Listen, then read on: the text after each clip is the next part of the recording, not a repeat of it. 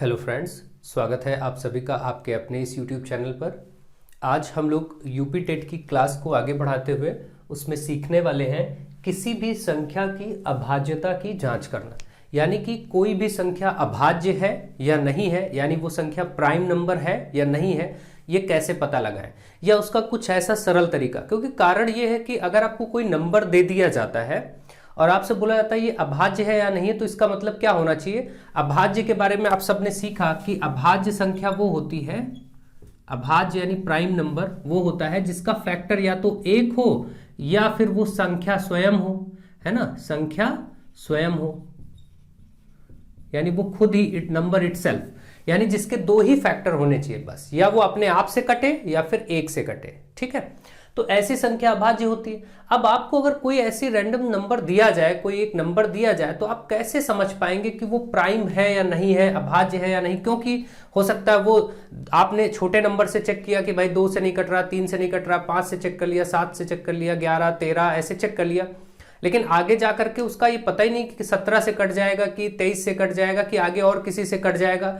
तो उसका एक दायरा फिक्स अगर हो जाए तो आसानी से बता दिया जाए कि भाई यहीं तक चेक करना है। जैसे कोई संख्या आपको दी गई 2000 समथिंग या फिर 1500 समथिंग, कोई भी ऐसा संख्या लिखा है, या फिर 179 लिखा है या फिर 229 लिखा है, तो इसको कहां तक चेक करें, 30 तक चेक करें, 40 तक चेक करें, ये बड़ी एक समस्या हो जाती है। कैसे पता चले कि ये कहां तक कट सकता है, उसके बाद चेक नहीं करना, क्योंकि उसकी तो कोई लिमिट नहीं है। चेक तो अब जब तक जहां तक नंबर आ रहा है वहां तक चेक होता ही रहेगा, तो बड़ी प्रॉब्लम की बात आ जाएगी। ठीक है, क्योंकि अब ऐसी स्थिति में आप इस अभाज्यता की जांच करने का एक नियम ध्यान रखें। जैसे मैं बहुत छोटे एग्जाम्पल से लेकर चलता हूं कि 71, ठीक है, ये अभाज्य संख्या है या नहीं है, इसकी आपको जांच करनी है, तो आप कैसे करेंगे। ठीक है, तो आप क्या करेंगे, सबसे पहले आप ये देखिए कि जो नंबर दिया है इसको आपको देखना है कि ये प्राइम है या नहीं। तो इससे ठीक आप एक नंबर इससे ठीक बड़ा ऐसा लीजिए जो कि परफेक्ट स्क्वायर हो, यानी पूर्ण वर्ग संख्या हो। जैसे परफेक्ट स्क्वायर का मतलब ऐसी किसी संख्या का वर्ग करिए जो कि इससे बड़ा हो जाए। तो जैसे मैं 8 का वर्ग करता हूं तो 64 आएगा, वर्ग मतलब घात 2, और 9 का अगर वर्ग करता हूं यानी घात 2 करता हूं तो 9 9 81 आएगा। तो इनमें से देखिए इन्हीं के बीच का नंबर है, ये आपको पता है कि इन्हीं के बीच का नंबर है, क्योंकि 81 बड़ा है। तो इससे ठीक बड़ा वाला नंबर आपको सोचना है जो परफेक्ट स्क्वायर हो, यानी वर्ग करके आया हो। तो 81 ये किसका वर्ग है, 9 का। तो अब आपको ये पता चला कि आपको सिर्फ इसके बाद का एक नंबर सोचना है जो किसी संख्या का वर्ग करके मिले और इससे बड़ा हो, बस। तो 9 का वर्ग 81 पता चला, और 81 इससे बड़ा है, और ये किसका वर्ग था, 9 का वर्ग था। इसलिए अब केवल 9 तक की ही आपको अभाज्य संख्याएं लिखनी है। 9 तक की अभाज्य संख्याओं से जांच कर लीजिए बस। कैसे, संख्याएं देखिए, जैसे 9 तक की अभाज्य संख्या आपको मालूम है 2, 3, फिर 5 और फिर 7। ठीक है, इसके बाद कोई संख्या है जो अभाज्य हो 9 तक की, नहीं। तो केवल आपको 2, 3, 5 और 7 से इसको चेक करना है, 71 को, बस। तो इस तरीके से आपकी एक लिमिट हो गई कि हाँ बस इतना ही चेक करना, आगे 11, 13, 17 और 23 ये सब नहीं चेक करना। तो अब आप केवल 71 को इससे देखेंगे तो भाई 2 तो ऐसे ही नहीं होगा क्योंकि ये सम संख्या है नहीं। 3 से कटने के लिए इसके अंकों का सम, यानी इनके डिजिट्स का सम, यानी अंकों का योगफल भी 3 के टेबल में आना चाहिए, 7, 1, 8। तो 3 से नहीं कटेगा। वैसे डायरेक्ट भी देख सकते, 3 दूनी 6, 1 बचा 11, नहीं कटेगा।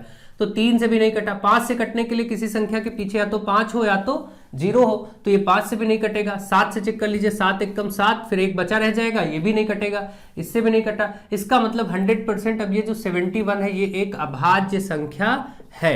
जैसे आप छोटे छोटे नंबर्स में अप्लाई करके सीखिए, आपको छोटे छोटे कई नंबर्स पता है जो कि अभाज्य होते हैं। जैसे कि मैं आपसे बोलूं कि 37, ठीक, ये अभाज्य है कि नहीं, तो आप क्या करेंगे, 37 से एक ऐसा नंबर सोचिए जिसका वर्ग करे और इससे बड़ा हो। तो 6 × 36, 7 × 7 49, 7 का जब आप वर्ग करते हैं तो मिलता है 49 जो कि इससे बड़ा है। 36, 6 का वर्ग जो 36 है ये इससे छोटा है, तो ये नहीं लेंगे बल्कि ये वाला लेंगे। अब 7 का वर्ग करने पर इससे बड़ी संख्या मिल रही है 49, वर्ग करने पर मिलना चाहिए। तो अब केवल हम 7 तक का ही देखेंगे।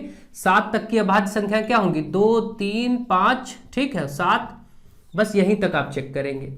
तो आप इन्हीं इससे भी देख लीजिए, इसको भी 2 से नहीं कटेगा, ठीक है, 2 से कटेगा ही नहीं क्योंकि ये विषम संख्या है, सम है। 3 से देखिए, 3 एकम 3, 3 दूनी 6, फिर 1 बच जाएगा, नहीं कटेगा। 5 से कटेगा नहीं क्योंकि 5 के लिए पीछे 0 हो, या फिर 5 से भी नहीं कटेगा। 7 से देखिए, 7 7 चौक 28, 7 5 35, 7 6 42, टेबल में आएगा ही नहीं। ठीक है, इसका मतलब 37 भी एक अभाज्य संख्या है, ये कंफर्म हो गया। तो आपको कभी कभी 4 विकल्प दे दिए जाते हैं और आपको कुछ संख्याएं लिख दी जाती है, जैसे मान लीजिए यही 71 लिख दिया, 37। अब 71 अगर होगा उसमें आपको 4 ऑप्शन होंगे और उसमें अभाज्य संख्या छांटनी होगी, तो बाकी 3 भाज्य होंगी और एक अभाज्य लिखी होगी, तो आपको समझना होगा कौन सी अभाज्य है। ठीक है, तो या ऐसा पूछ सकता है निम्न में से कौन संख्या अभाज्य है, कौन संख्या अभाज्य नहीं है, ये सब आपसे प्रश्न पूछे जा सकते हैं, अक्सर पूछे जाते हैं। तो आपको अभाज्यता की जांच करना आ गया होगा, मेरा मानना है आपको ये चीज समझ में आ गई होगी। इसी तरीके से एक संख्या की जांच आप और कर लीजिए, मान लीजिए 179, ये एक नंबर है, इसकी आप जांच करिए, बताइए ये संख्या अभाज्य है या नहीं है। तो 179 अभाज्य है या नहीं है, तो इसके लिए हम क्या करेंगे, हम किसी संख्या का वर्ग सोचेंगे। जैसे हम किसका वर्ग करते हैं, 13 का करते हैं, तो 13 का वर्ग कितना आता है 169, ये इससे छोटा है। 14 का वर्ग करेंगे तो कितना आएगा 196, ये इससे बड़ा है। ठीक है, यही इससे बड़ा है, तो 14 का वर्ग करके मिला है ना, तो 14 तक ही आप केवल सोचिए, बस 14 तक का वर्ग किया तो इससे बड़ी संख्या मिल गई है 196। हमको इससे मतलब नहीं है क्या मिलना, बस हमको ऐसी संख्या सोचनी जिसका वर्ग करे और इससे बड़ा हो।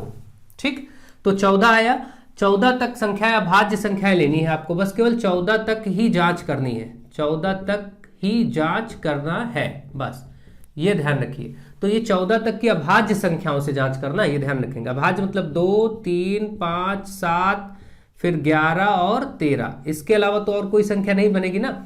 इससे एक दायरा हो गया, एक लिमिटेशन हो गई, आपको पता चल गया, बस इतना ही चेक करना। नहीं तो आप क्या सोचते, 13 के बाद 17 भी चेक करते, 19 भी करते, 23 भी करते, ऐसे बढ़ते जाते, आप सोचते रहते, पता नहीं हो सकता कहीं 31 पे ना चला जाए, 37 पे ना चला जाए, आप सब चेक करते। अब यहां सिर्फ लिमिट हो गई, आपको इतना ही चेक करना, यही इसका फायदा है। तो आपको समझ आ गया होगा। 2 से तो ये कटेगा ही नहीं, इसको हटा दीजिए। 3 से कटने के लिए देखिए, 3 से 9 7 16 1 17 नहीं कटेगा, 3 से आप काट के देखिए। 5 से कटने के लिए पीछे 5 या 0 होना चाहिए, नहीं कटेगा। 7 से काट के देखिए, 7 दूनी 14, 3 बचा 39, ठीक है, तो 3 बचा 39, 7 बचे 35, 4 बच जाएगा, नहीं कटेगा। इसी तरीके से 11 से देखिए, 11 एकम 11, 6 बचा, 11 छक्का 66, फिर 3 बच जाएगा, नहीं कटेगा। 13 से चेक कर लीजिए, 13 एकम 13, 4 बचा 49 हो जाएगा, 13 3 39, नहीं कटेगा। तो आपने देखा इन सभी संख्याओं से नहीं कटा, इसका मतलब कि ये संख्या क्या है, अभाज्य है। ठीक, अब आगे और चेक करने की जरूरत नहीं है, ये एक अभाज्य संख्या है, ये पता चल गया, नहीं प्राइम नंबर है, ये आपको जानकारी मिल गई। तो इसी प्रकार से आप किसी भी संख्या की अभाज्यता की जांच कर सकेंगे इसी नियम से। और आपको मैंने कहा है कि आप सभी लोग बेहतर होगा कि 1 से लेकर के 30 तक की संख्याओं के वर्ग याद रखें। ठीक, वर्ग आप जानते ही हैं, जैसे 1 का वर्ग 1 गुणे 1 करके 1 होगा, 2 का वर्ग ऐसे 2 गुणे 2 करके 4 होगा, ऐसे करते करते 30 तक का आपको ध्यान रखना है। और 1 से लेके 15 तक कम से कम घन, घन यानी घात 3, जैसे 1 की घात 3 क्या होगा, 1 गुणे 1 गुणे 1 कितना होगा 1, ऐसे 2 का घन क्या होगा, 2 गुणे 2 गुणे 2 3 बार, 2 दूनी 4 दूनी 8, ऐसे करते हुए आपको इसको घन 15 तक याद रखना है।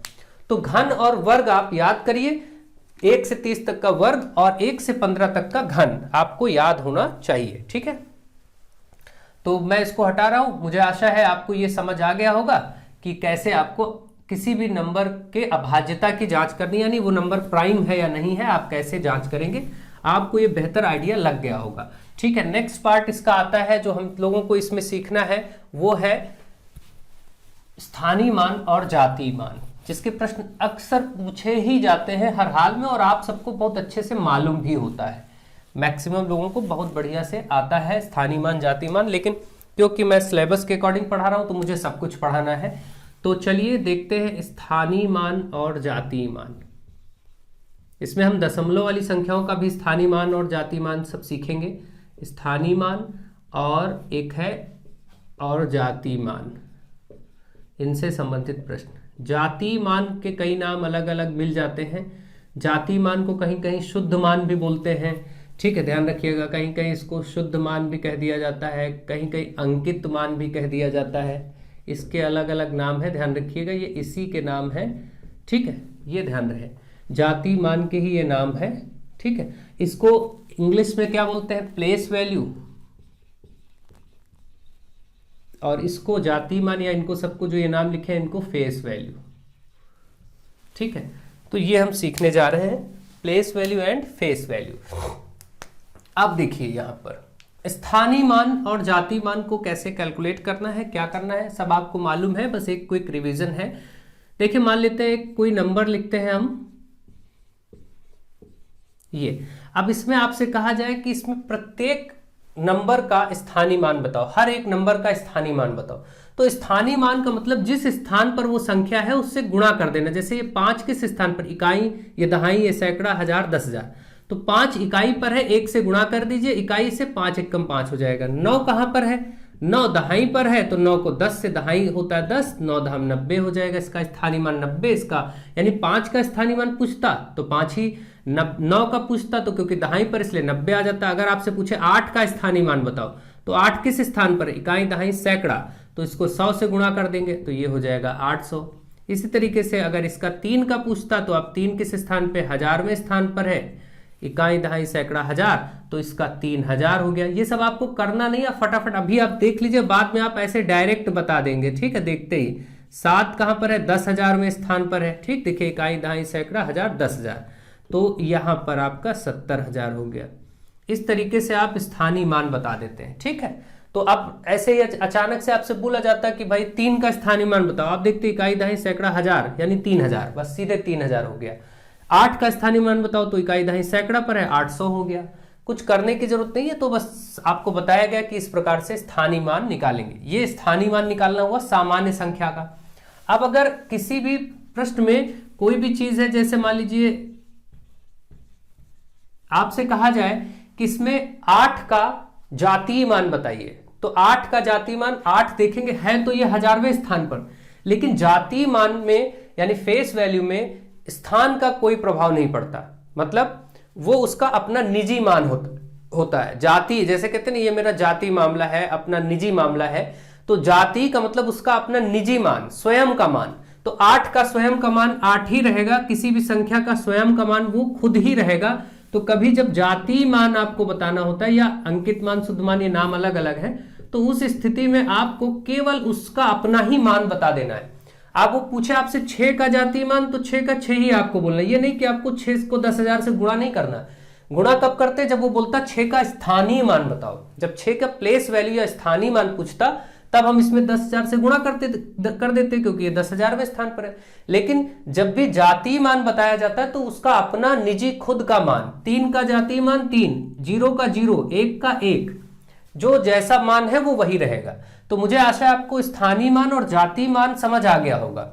अब चलिए डिफरेंट टाइप के प्रश्नों के आधार पर इसका आकलन करना सीखते हैं और आपको निकालना बताते हैं। सबसे पहले तो मैं आपको दशमलव वाली संख्याओं का भी स्थानीय मान बता देता हूं, तब आप आगे हम लोग बढ़ते हैं। फिर एक दो पिछले साल के प्रश्नों को भी लेते हैं जो पूछे गए हैं, ताकि आप देखें कि हाँ ऐसे प्रश्न पूछे जाते हैं, ठीक है।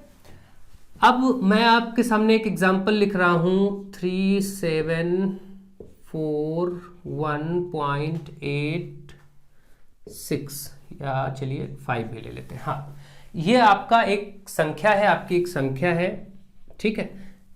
ये 3741.865, दशमलव के बाद कभी भी 865 ऐसा नहीं पढ़ते हैं, ये ध्यान रखेंगे। दशमलव के बाद बहुत लोग पूरे संख्या को पढ़ लेते हैं कि 3741.865, ऐसा नहीं। जब भी दशमलव के बाद आप पढ़ेंगे तो एक एक अंक बोलेंगे, 3741.865 ऐसे पढ़ा जाएगा, ठीक है। तो अब आप देखिए यहां पर हम लोगों को मान लेते हैं कि अब हमें स्थानीय मान निकालना है। यहां पर सबसे पहले आपको मैं बोलता हूं कि आप 7 का स्थानीय मान बताओ। तो 7 कहां है, इस तरफ देखिए, इसमें दो हिस्से हैं, दशमलव के एक इधर का हिस्सा है और दशमलव के एक इस राइट साइड का हिस्सा है, ठीक है। दो हिस्सों में इसको समझा जाएगा। इधर तो पूरी संख्या अपनी पूर्ण संख्या है, बोलते नहीं इसको पूर्णांक है, और ये अपूर्णांक है, ये पूर्णांक नहीं, यानी ये दशमलव के भाग है।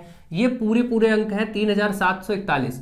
इसमें ये इकाई ही है जो रहता है, दहाई है, सैकड़ा है और हजार है, कोई दिक्कत नहीं। यहीं से इकाई, दहाई, सैकड़ा, हजार पढ़ेंगे आप। तो अगर आप बोला जाए 4 का बताइए, तो 4 कहां है, 10वें स्थान पे, 10 से गुणा करेंगे 40 आ जाएगा। 7 का स्थानीय मान, तो 7 कहां है, 100वें स्थान पर है, 100 से गुणा करेंगे 700 स्थानीय मान आ जाएगा। 3 का स्थानीय मान पूछेगा तो 3 में हम 1000 से गुणा करेंगे क्योंकि इकाई, दहाई, सैकड़ा, हजार, तो 3000 आ जाएगा। इसी प्रकार से अगर इधर का पूछेगा तो अब ये ध्यान रखना है आपको कि दशमलव के बाद की संख्याएं जितनी भी हैं उनका स्थानीय मान बताने के लिए आपको यहां पर देखिए इस तरफ संख्या का स्थानीय मान बताने के लिए आप क्या करते जाते हैं, गुणा करते हैं। ठीक है, जैसे एक का एक कम एक ये हुआ था, इकाई पर था, तो अगर आप इधर की संख्या में गुणा करते जाते हैं तो इधर की संख्या में आपको भाग करते जाना होगा। कैसे, वो देखिए मैं इसको हटा रहा हूं, बस इतना ही अंतर होता है और कुछ नहीं। जैसे आपसे कहेगा कि 8 का स्थानीय मान बताओ, तो 8 क्या है, 8 यहां पर 10वां भाग है, 8/10। दशमलव के बाद हमेशा यहां पर ध्यान रखेंगे ये 10th पार्ट 10वां भाग, फिर 100वां भाग, फिर 1000वां भाग, ऐसे चलता है। यहां पर इकाई का भाग नहीं होता। कारण आप सोचिए, आपने कई बार ऐसी संख्याओं को दशमलव को भिन्न में बदला होगा, तो कैसे करते हैं, दशमलव हटाते हैं, इसके नीचे आप 1 लगाते हो, फिर जितने अंक इधर उतने 0 बढ़ाते हैं, तो कम से कम वो एक अंक पे भी दशमलव होगा तो 10 नीचे जरूर आएगा। तो दशमलव के हिस्से हमेशा 10 से स्टार्ट होते हैं, यानी 9/10 ही आया। इसी तरीके से ये जो दशमलव का अगला ठीक पार्ट है, ये 10वां भाग होता है, ये 100वां भाग होता है, ये 1000वां भाग होता है। तो जब 8/10 करेंगे तो इसका आंसर 0.8 आ जाएगा। इसी प्रकार से 6 को बटे में 100 करना पड़ेगा, क्योंकि ये 100वां भाग है, तो ये 0.010 बढ़ के आएगा, क्योंकि आपको ये तो भाग करना आता है, जितने जीरो हो उतने अंक पे इधर दशमलव होना चाहिए, तो 1 0 बढ़ा के हमने दशमलव लगा लिया। ये सब भाग करना आपको बहुत अच्छे से आता है। ये इस प्रकार से होता है। ठीक है, 5 को 1000 से भाग करेंगे तो 0.005 आ जाएगा। ठीक है, तो इस तरीके से आपको ध्यान रखना है कि दशमलव वाले अंकों में स्थानीय मान निकालने के लिए इस तरीके से भाग करते। कभी कभी जो ऑप्शन होता है ऐसे बटे में ही आपको 4 विकल्पों में देखने को मिलता है, कभी कभी ऐसे दशमलव के भाग में देखने को मिलता है, तो कोई दिक्कत की बात नहीं है। जैसे आपको 5 का बताना था तो आप क्या करते, 5 को 1000 से भाग करते, क्योंकि ये 1000वां भाग है। भाई यहाँ ये 10वां भाग है, 10वां, 100वां और ये 1000वां, ऐसे चलता है। ठीक, फिर 10,000वां, ऐसे ये चलता है, ध्यान रखेंगे इधर आगे ये कंटिन्यू रहेगा।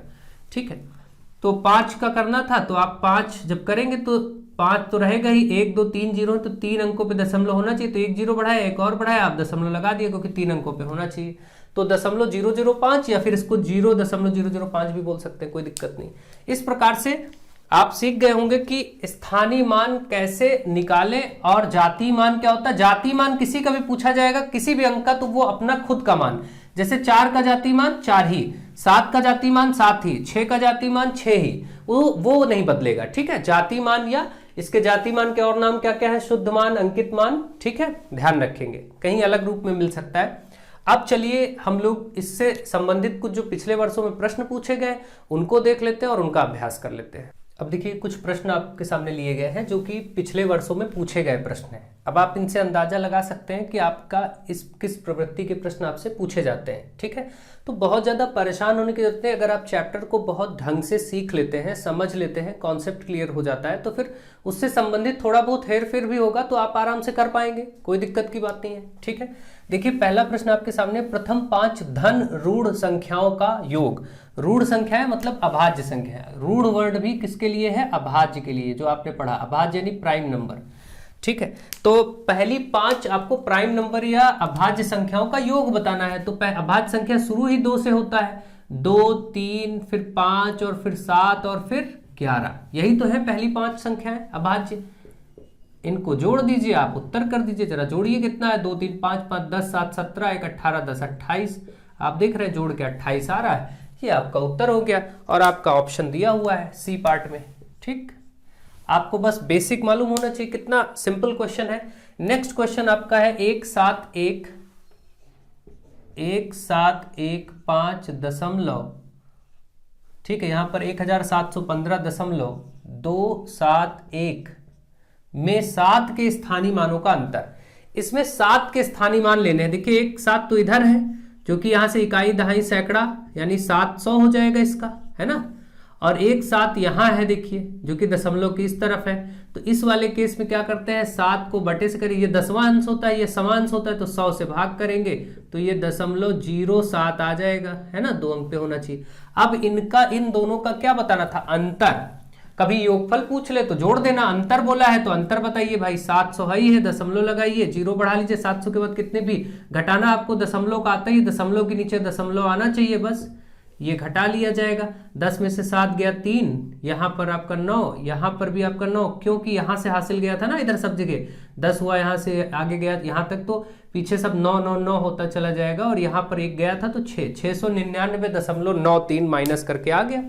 तो आराम से देखिए यहाँ से 699.93 कहाँ पर है, तो डी पार्ट में आपको दिया गया है, ये प्रश्न आपसे पूछा गया था। ठीक है, तो कोई ऐसी दिक्कत की बात नहीं है, आप बहुत आराम से प्रश्नों को कर सकते हैं। ठीक है, अब ये प्रश्न अगला है, सबसे छोटी अभाज्य संख्या, बार बार मैंने आपको बताया ये 2 होता है, 2 से ही सबसे छोटी अभाज्य संख्या शुरू होती है। इस पे मैंने ये इसलिए नहीं लिखा है कब पूछा गया है, कारण ये है ये बहुत ज्यादा पूछा गया है, ये टेट सीटेट सब में लगभग पूछा ही जाता है, इतना महत्वपूर्ण प्रश्न। कभी सबसे छोटी सम अभाज्य संख्या, कभी सबसे छोटी अभाज्य संख्या, कभी एकमात्र ऐसी संख्या जो सम भी है अभाज्य भी है, या कभी ऋणोत्तर, एकमात्र ऋणोत्तर अभाज्य संख्या ऐसे बोलता है वो, उसका उत्तर सब 2 ही रहेगा। ठीक है, बहुत इंपॉर्टेंट क्वेश्चन है ये, ध्यान रखिएगा, वेरी इंपॉर्टेंट।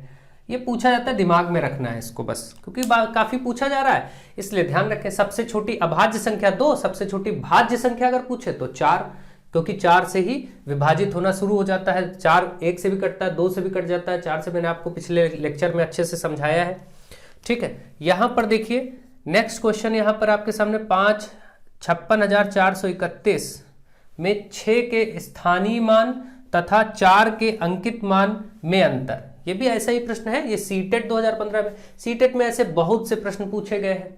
ठीक है, तो आप इसको समझें, ऐसे प्रश्न आपसे पूछे जा सकते हैं। 5 6 4 3 1 ऐसा लिखा है, इसमें 6 के स्थानीय मान, 6 का तो स्थानीय मान लेना है, तो फटाक से आप गुणा करने की जरूरत नहीं, इकाई दहाई सैकड़ा हजारवें स्थान पे है, तो सीधे 6000 बोल दीजिए आप, बस स्थानीय मान निकल गया 6 का। और 4 का अंकित मान, अंकित मान तो संख्या का स्वयं का मान होता है और उनका अंतर लेना है, तो 4 का अंकित मान 4 ही रहेगा, इसको आप अंतर करिए, माइनस करिए, तो कितना आएगा भाई, 5996 ही तो आएगा, क्योंकि 6000 होना, 4 घटा दीजिए, 5996 इसका उत्तर हो गया। ठीक है, यहां से देखिए सी पार्ट में ये भी आपको दिया गया है। तो इस प्रकार से ऐसा आप देख रहे हैं, बहुत ही ढंग से आपके ऐसे प्रश्न सिंपल तरीके से आपसे पूछ लिए जाते हैं और आप उनका आंसर आसानी से कर सकते हैं। ठीक है, तो चलिए कुछ और प्रश्नों का अभ्यास कर लेते हैं, क्योंकि अब आगे हम सीखेंगे कुछ नए कॉन्सेप्ट, तो अभी नया कॉन्सेप्ट स्टार्ट करेंगे तो काफी समय ज्यादा लग जाएगा। तो अभी क्योंकि स्टार्टिंग है आप सभी बताते रहें कि क्लासेस कैसी हो रही हैं, आपको कैसा लग रहा है, इसमें कोई संशोधन सुधार या फिर कोई आवश्यकता हो तो आप हमें बताएं। अब देखिए आपके सामने कुछ और प्रश्न दिए हैं, इनकी प्रैक्टिस कर लीजिए, और इसके बाद ये कॉन्सेप्ट जो आपका चल रहा था स्थानीय मान जाति मान का और अभाज्यता की जांच का, ये खत्म हो जाएगा। तो देखिए यहाँ पर 1 से 30 के बीच में कितनी अभाज्य संख्याएं होंगी, 1 से 30 के बीच में आपको अभाज्य संख्याएं लिखनी है, तो लिखिए फटाफट। देखिए 2 होगा, 3 होता है आप जानते हैं, 5 होता है, 7 होता है, 9 होगा नहीं, 11 होगा, फिर 13 होगा, 15 नहीं होगा, 17 होगा, फिर 19 होगा। ठीक है, 19 के बाद अब क्या होगा आपका, 21 होगा नहीं, 23 होगा, फिर 25 नहीं होगा, 27 आपको नहीं होगा, 29 होगा, बस इतने ही तो होंगे। अब इनको आप काउंट कर लीजिए जरा, इसके अलावा तो कोई होगा नहीं। तो देखिए 1 2 3 4 5 6 7 8 9 10, ये 10 संख्याएं हैं। तो आपसे पूछा था कितनी संख्या है, 10, आप ए पार्ट पे टिक कर दीजिए, 10 संख्याएं हैं 1 से 30 के बीच अभाज्य संख्याएं। ठीक है, तो मुझे आशा है आपको ये समझ में आ रहा होगा अच्छे से। अब आगे बढ़ते हैं। 3.4625 3.4625 में 2 का स्थानीय मान, बहुत सिंपल सी बात है, 2 का स्थानीय मान बताना है। देखिए दसवां सवांश हजारवां अंश है, तो 2/1000 अब कर देंगे, बस 2/1000 का मतलब 0.002 भाई। अब आप दशमलव हटाएंगे, 1 आएगा उसके नीचे और 3 0 आ जाएंगे, तो ये इसका राइट आंसर है। अगर आपको 2/1000 लिखा मिलता तो आप यहाँ टिक करते, ये है तो इसको टिक करेंगे। तो आप देखिए इसका ऑप्शन कौन सा है, डी इसका ऑप्शन दिख रहा है। ठीक है, ये हो गया। नेक्स्ट क्वेश्चन आपके सामने है 0.0159 में 1 का स्थानीय मान।